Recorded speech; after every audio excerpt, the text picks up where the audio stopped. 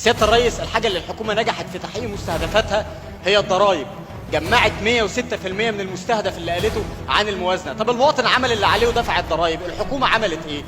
لما لقى ان المشروعات، الجهاز المركزي للمحاسبات بيقول اما ان الحكومة ما عرفتش تاخد التصاريح من الحكومة فمتعطلة المشروعات استلامها او تنفيذها، او عدم اعداد الدراسات، بلاقي هنا 30 مليار اهدار وهنا 20 مليار اهدار. يعني الحكومة اهدرت 50 مليار جنيه وبترفع اسعار الوقود على المواطن اللي دفع ضرائب ووقف مع الدولة المصرية، الا انه الحكومة بتهدر المال العام ب 50 مليار جنيه وبترفع الاسعار على المواطن.